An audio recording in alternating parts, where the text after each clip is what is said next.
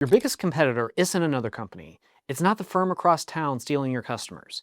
It's not the one undercutting your prices or hiring away your people. After 20 years on the buy side of M&A, evaluating thousands of businesses, I can tell you the real threat to your exit is a version of your own business. The version that waits. And that version can cost you millions. So in the next few minutes, I'll show you how buyers actually see your company and the 4 assumptions that quietly kill deals. Number 3 trips up almost every owner I meet. Here's why this matters though. Depending on the source, 70 to 80% of businesses that go to market never sell. Usually not because the business is bad, because it was never prepared the way a buyer needs to see it. Here's the thing I've noticed after years around buyers.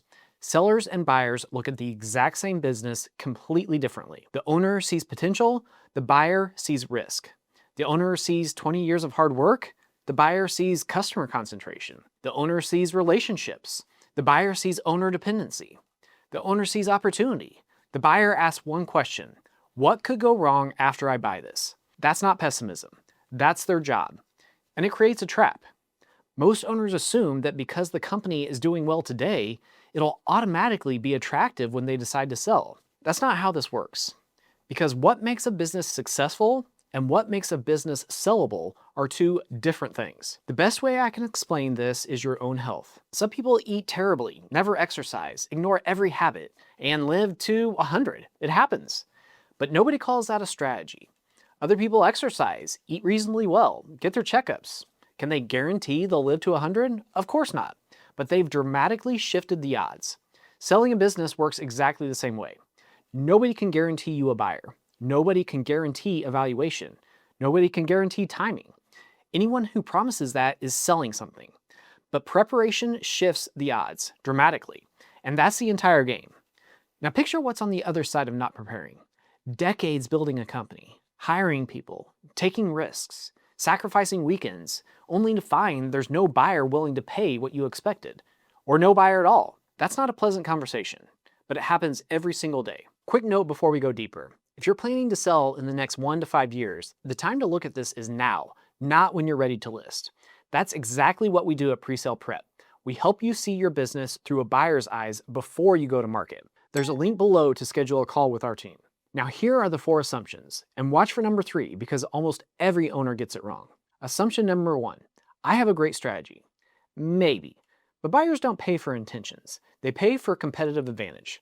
I'll ask a simple question. What do you do differently that a competitor would find hard to copy? The answer is almost always better service, higher quality, we care more. The problem, that's what everyone says.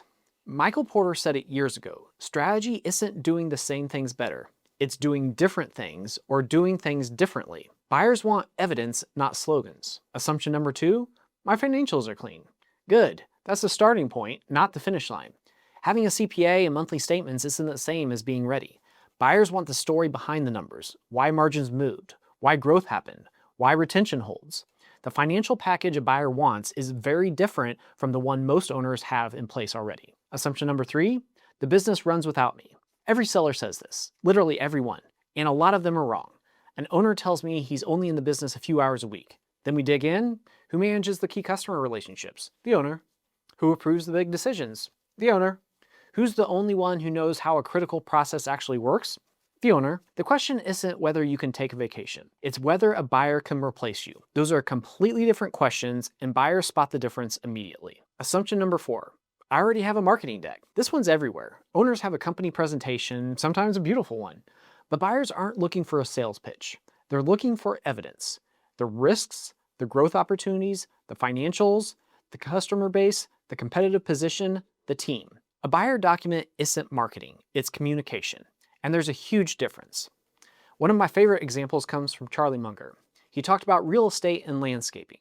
People decide how they feel about a property before they ever really evaluate it. Businesses are the same.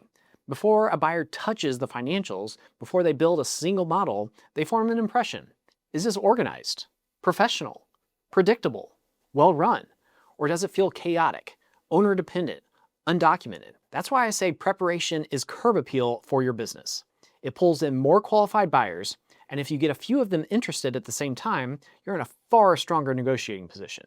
Here's where it gets interesting. Most owners tell themselves they'll prepare later, next year, 2 years out, when they get serious. But buyers trust evidence. Let me say that again. Buyers trust evidence.